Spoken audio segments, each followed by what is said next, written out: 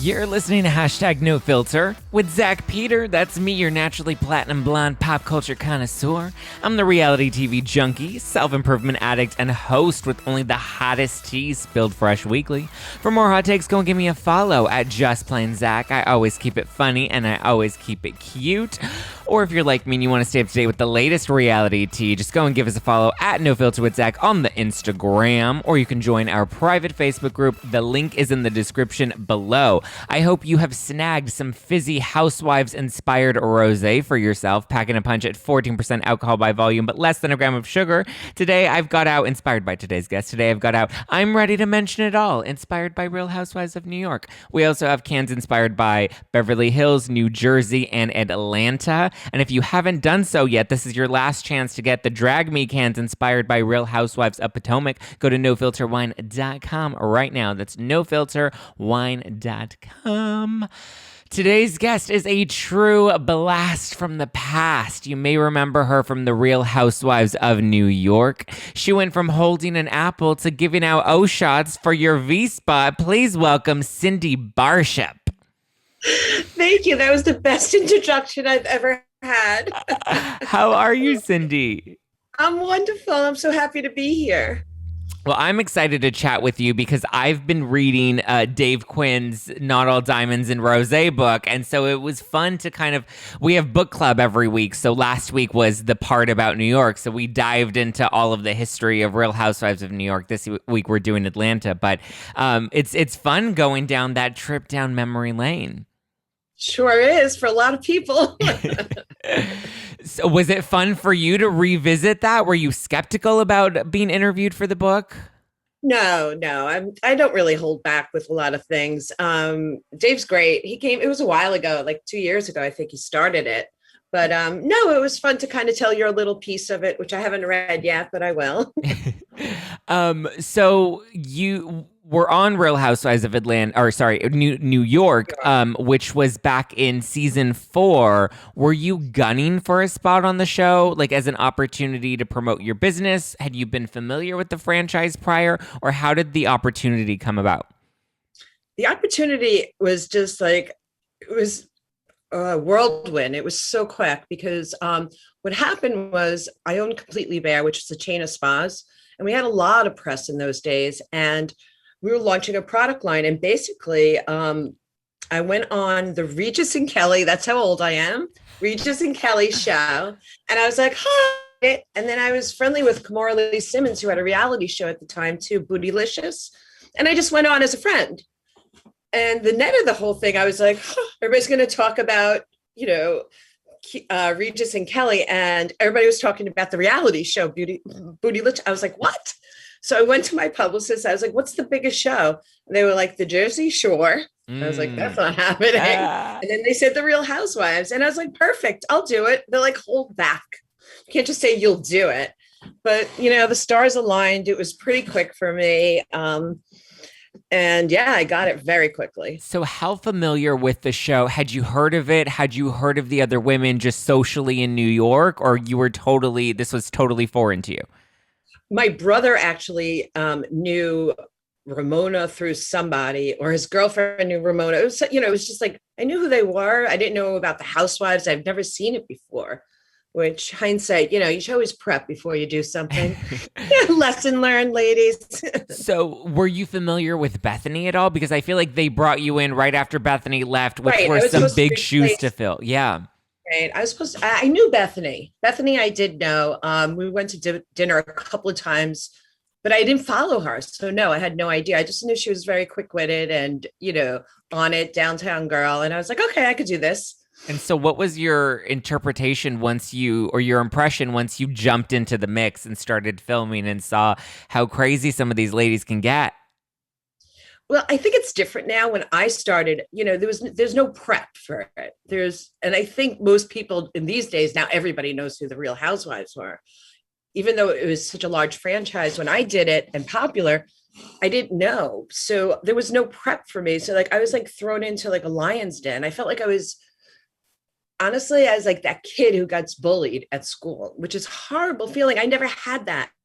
I meet people, I express my feelings, we have a conversation.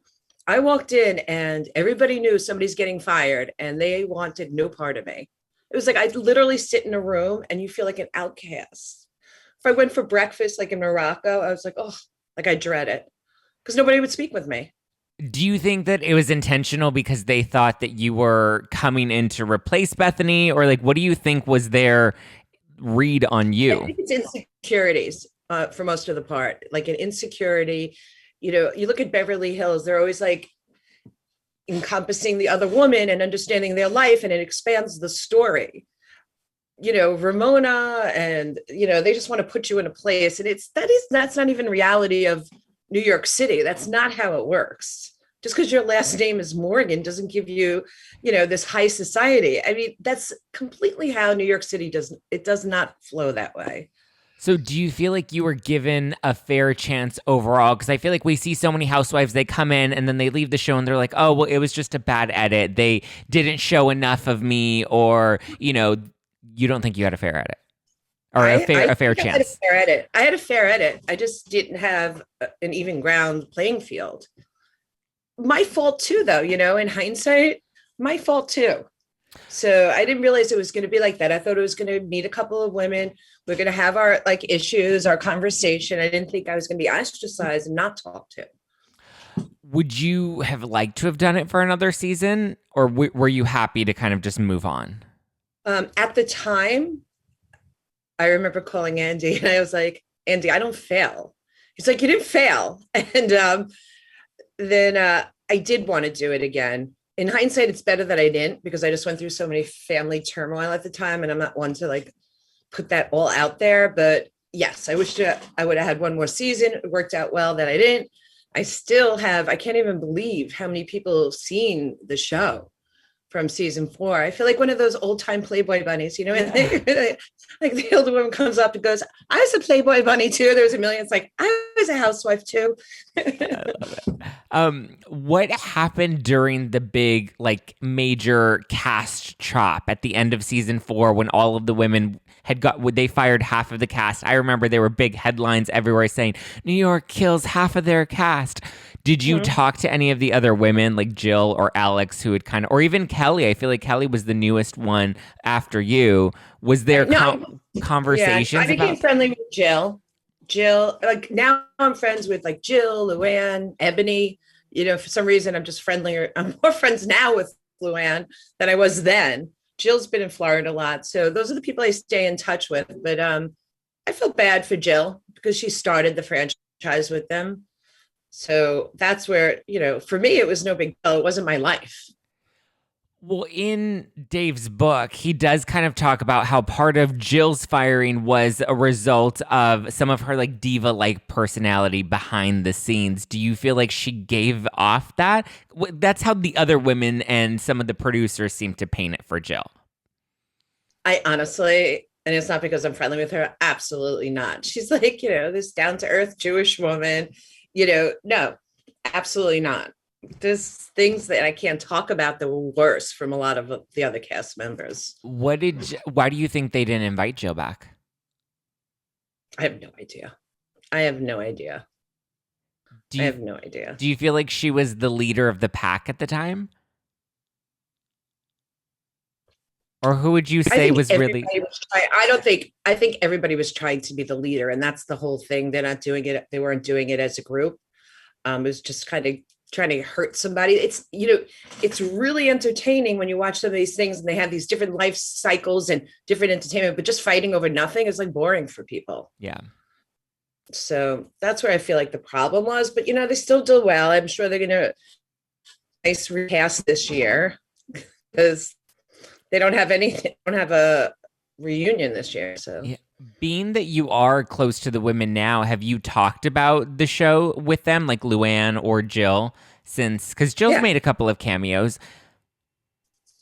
Right. Yeah, she made some cameos. No, I mean, if I'm going to go on the show, I want to promote the Vspot. I would love to have them all come in and do O shots for them. Maybe some of them will allow it this year. You know, Ebony's pretty cool on Leah. So I mean, that's why I'm going. I'm not going to a party to like drink tequila and get drunk. Yeah. I'm doing it for a reason to empower women. Right. What do you think of some of the backlash Eboni and Leah have gotten in this past season? Well, there's so much backlash. I don't know which one you're talking about. So if you give me one of them, I'll go for it. I'll tell you my thoughts. I think Ebony is a lovely woman. I really do. Have you interacted with Leah at all?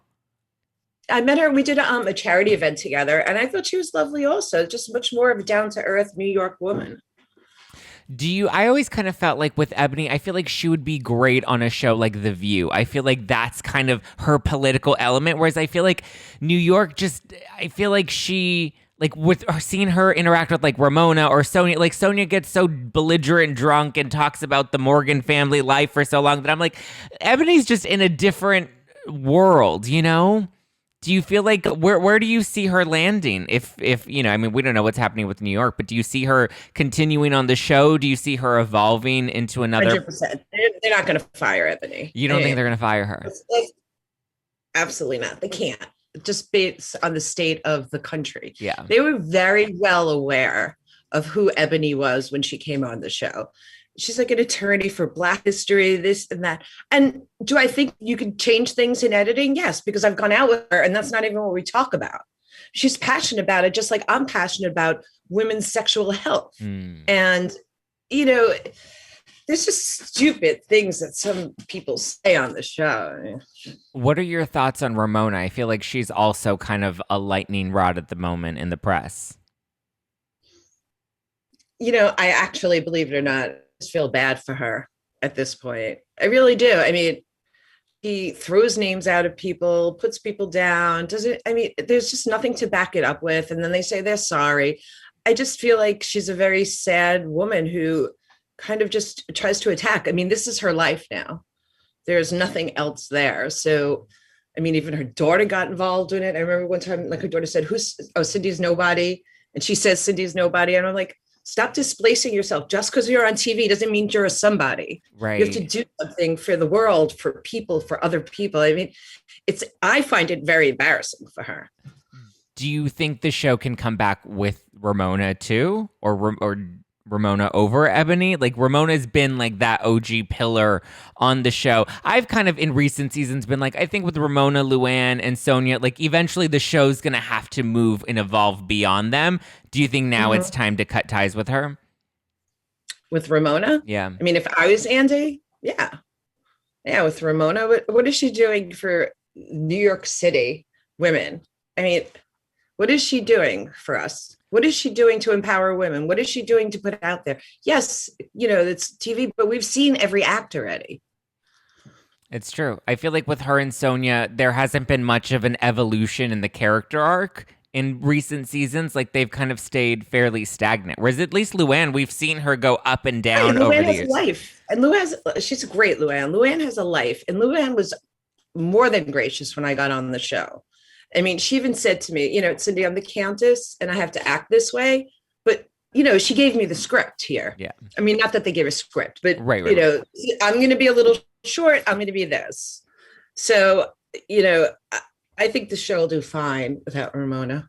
If they come to you and we're like, we fired Ramona and we want you to come back and replace Ramona the way you replaced Bethany back in season 4, would you rejoin the cast at all? Full time?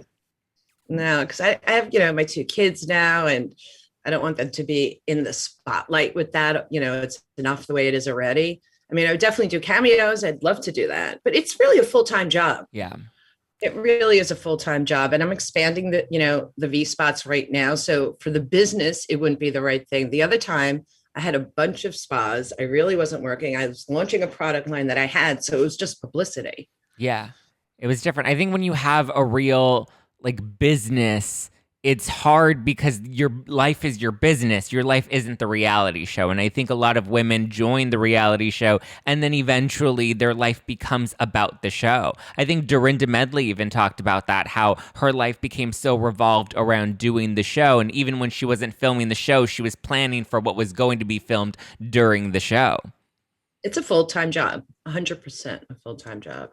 Yeah, she's right. She's sweet. I like Dorinda too. It's funny how I got to know more of them since I haven't been on there. Did you know Dorinda back then? I feel like she's always been in the mix. No, I didn't. I wasn't in that mix. Mm. I had my own like downtown life, single mom crew, Tribeca, West Village. They're completely different.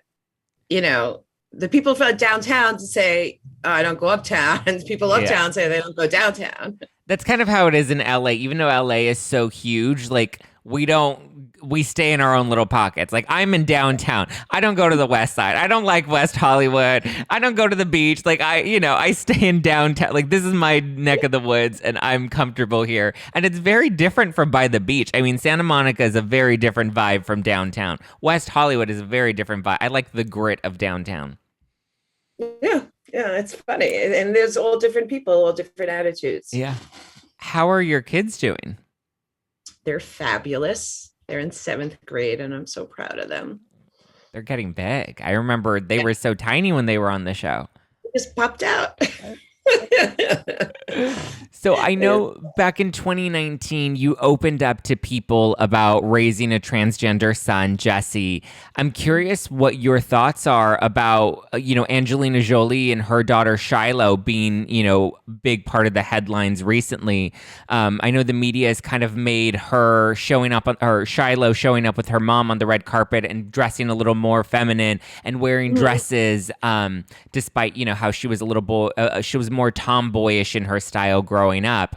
I'm curious what you think of all of the, I don't know if it's fair to say criticism, but just all of the chatter around Shiloh's clothing at an award show. I think we're going to evolve as a race at some point that who cares what she's wearing? What does she do in her life? Or he, or whatever they identify as. I mean, I don't read that stuff. I don't think it's appropriate, that stuff. Even I'm not about that. I'm about just, loving humans. Really am. So, and I think it's great. She's letting her do whatever she wants to do because obviously she didn't make a decision. Right. Or he didn't make a decision. So, you know what? If we all want to talk about, what she feels that day, then, get a life.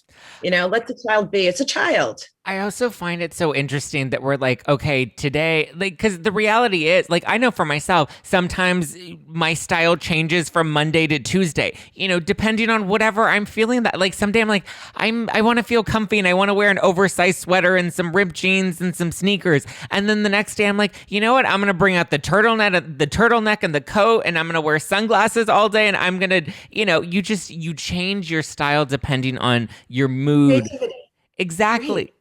And to me, it's so interesting, though, that we can, see a young girl becoming a young woman and, make it so controversial if she wears a T-shirt and jeans or if she wears a dress, and if she was so comfortable wearing a T-shirt and jeans for so long, all of a sudden she's wearing a dress and it's a headline.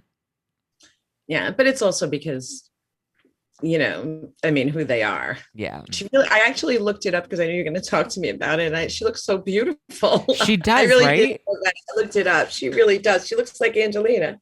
She does. I think she even wore her mom's, or I don't know if it was Shiloh. One of her daughters wore one of her former red carpet dresses. Yeah, but her face was adorable, like that look that Angelina has. So that's what I look at.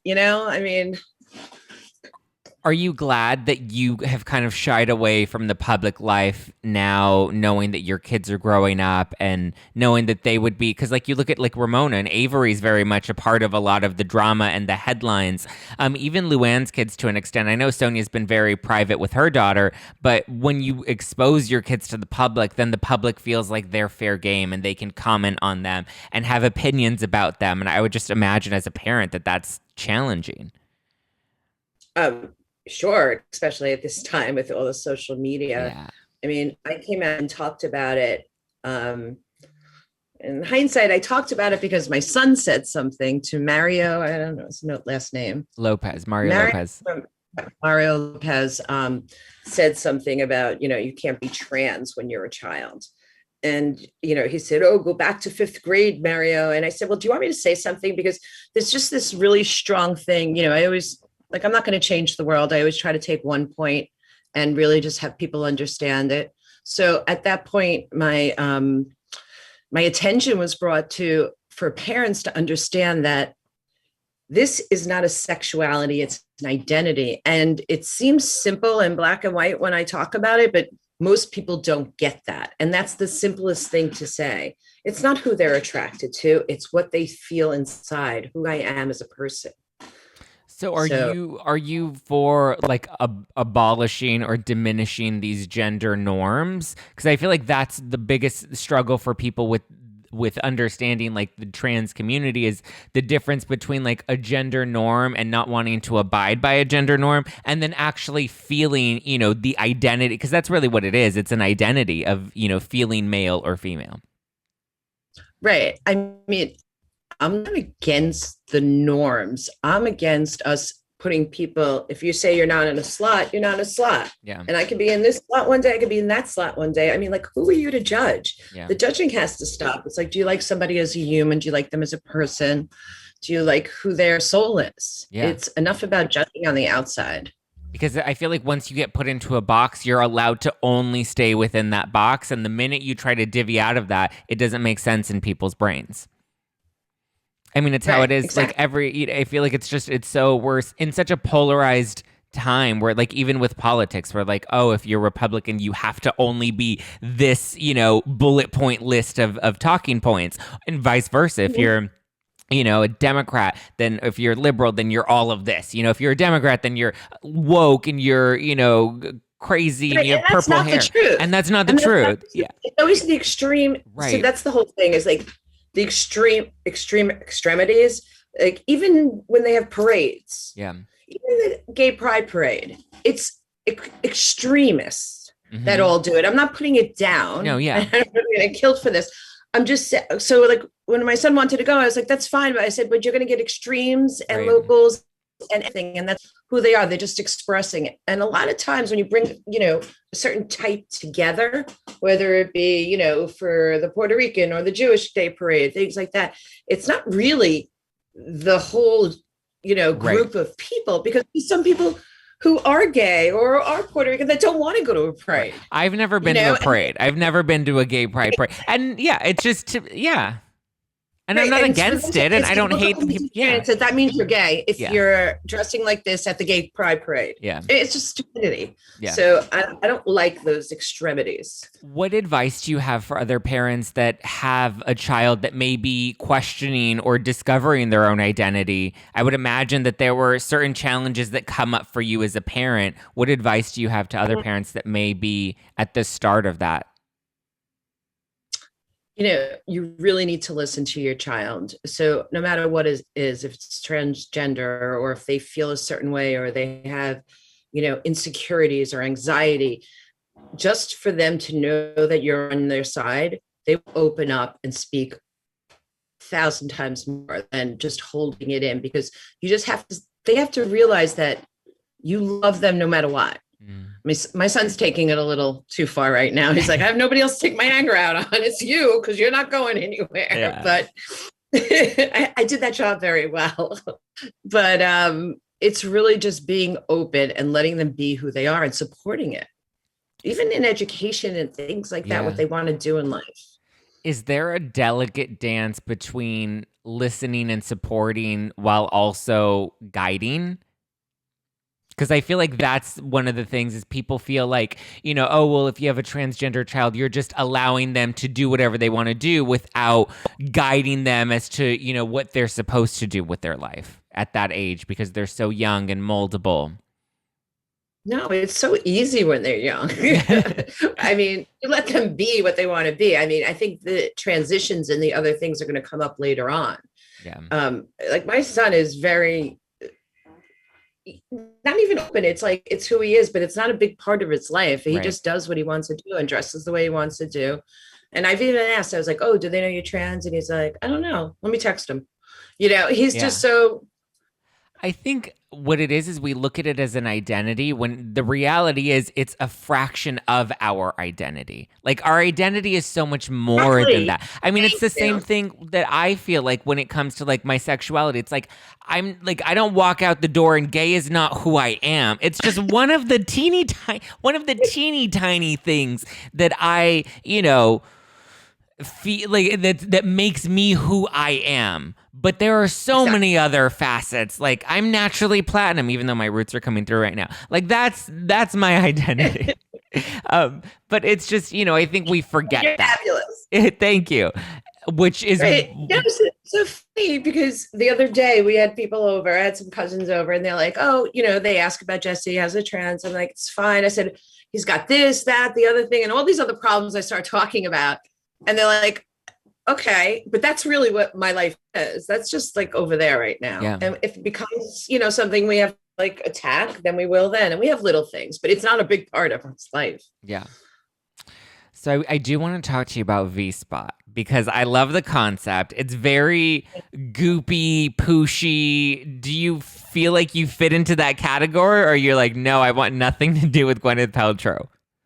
No, I think she's great. So my listen, she has a wonderful lifestyle brand, and bringing women's intimate health to the forefront when it's been such a taboo subject. I applaud anybody who does that, because me as the little person compared to, the media attention, I've been struggling trying for women to understand that they don't have to suffer with these normal changes that they go through. And it's not taboo. If you pee in your pants, it's the way we were made, but you could sit on a chair and have it go away. You don't orgasm intensely enough. No, you can't take Viagra, but you could take something else. Right. So there's all these different changes that women go through in life, normal changes and life cycles. I mean, having a baby, you don't pop back, things are not the same. And if there's simple treatments out there, I want people to know they exist, and nobody wants to talk about it. So I literally thought I was going to open up this page and call the Times and go, I'm open. I saved the world. And it wasn't the case. No, people are afraid to talk about women's health. I mean, people are afraid to talk about sexual health in general. I feel like it's becoming a lot more normal, but specifically with women's health, people just don't want to touch it. Don't want to touch it. Either does Instagram or Facebook want to touch it. Yeah. As soon as you say women and intimate, forget about sexual health. They're like, no, off the screen. You can't say the word pleasure on my ads. I can't say pleasure. Like my whole thing is, we have a birthright for pleasure. Yeah. I mean, everybody has a birthright for pleasure, to feel it. And that's too risque. It's so how coffee brings me pleasure. We should be able to have all of our parts have some pleasure. So Vspot is would you classify it as like a spa that people can come to, or a center? Like, how would you describe Vspot to somebody that's unfamiliar? Thank you. It's more of a medical spa. We have like the top gynecologists, physician assistants that specialize in women's intimate health. While the treatments are very simple, we are making a lot of advances just because we do it mostly. Of everybody uses a laser for vaginal rejuvenation. Well, we could customize the laser a little bit because we do 1,000 while somebody else does 10. Yeah. We have products. So we're actually been able to take some technologies and mix them for more result-oriented treatments. It's fun. We're going to open another place downtown. Ooh. What would you say is... where's the one that you have currently? This one's on Madison and 65th, but it's upstairs. Right by Chanel, if you want to stop by. And then the other one is going to be in Tribeca. Okay, nice. What would you say is the most common treatment women come in for? I can give you the top 3 complaints and the treatments for them. Okay. First of all, vaginal looseness. It's not the aesthetic of it. It's actually the feeling when you're having intimacy with somebody, being able to tighten and feel the friction. So that's when a baby comes out, it's not the same. You take a rubber band, you stretch it, it's not popping back. So it's not just like a man thing where men are like, oh, she's loose, like, which is such a gross thing that's even something that's said, but it's not just like the man that thinks that the woman is loose. It's something that you actually... Right. We feel it. It's for, I have a big sign downstairs. I did it for me and women to enjoy pleasure, sex, intimacy, just like the man does. And it should be a 50-50, ability to get there. So I think that's a big one. the urinary leakage. 1 in 4 women, baby or not, it's the way we're built, you pee in your pants. So there's all these women going for surgery and they don't need to. They could sit on a chair and it does 11,000 Kegels for you in 28 minutes. So there's technology there. And then I guess the O shot, which you brought up, is for the org. Oh, you know, it's a big one, which I never knew. It's huge. It's the V lightening, because on the lightening, the area of the hyperpigmentation, that's a huge one. So we have like medical and the spa area. Do you know why there's hyperpigmentation down there? I don't know if this is an appropriate question for you, but I just have always wondered that myself. Yeah. Because like I also I need to go in for some intimate lightening myself. I'll send you some products. No, so you know what it's from? I'm sure you shave down there or wax down there. Yeah. And jeans. And that's the whole thing. It's from shaving, waxing, it's disrupting the area. So there's hyperpigmentation. So that's really what is it friction? 100% the friction of the jeans and the pants that we wear. So okay, good to know. So my audience is predominantly women, and I always want us, you know, myself included, not saying that I'm a woman, but like, you know, I want all of us to feel comfortable in our bodies. So I feel like when it does come, you know, to looseness, is that something that comes with age, or is that more, I guess, pregnancy and childbirth, right? So when you say looseness, there's 2 parts of it. It's the vaginal canal and it's the pelvic floor muscles. So usually if somebody's super young and they come in, they can have just weak pelvic floor muscles, so they're not able to increase the friction. So there's nothing wrong with doing Kegels and things like that to tighten. After you have a baby, 1, 2, 3, you know, everybody's skin is different. Right. So if you feel loose, then you feel loose. But I don't think there's the looseness for muscles could be before you have a baby, but you know, after it could be the tissue too. And so you have tightening treatments, right? Is that like vaginal rejuvenation? I know a lot of the housewives have come out and talked about getting vaginal rejuvenation, but what are the different options that women have? Sure. So for like tightening, you speak to our doctor. There's 2 things. We'll look at the canal, how many children you've had. So let's say they're going to decide, are you dry? Do you need lubrication? So there's different technologies that go inside the canal. So it's whether it be a CO2 laser or radio frequency. Each person needs something different. That's why most places don't even have this. Or let's check your muscles, the pelvic floor muscles. That's why it could be loose also, because your pelvic floor is not strong. It's very difficult to exercise those muscles. What do you think about the jade egg? I know Goop came under fire for that, for talking about, you know, using the yoni eggs to help strengthen pelvic muscles. Yeah, I don't know about the yoni egg. I don't know. Cucumber, egg, walnut. I'll try something. I'd rather go to a professional and just get it done the right way and start sticking things up there and trying to hold it. Not my thing. Yeah. Lay down, glass of wine, a spa bed.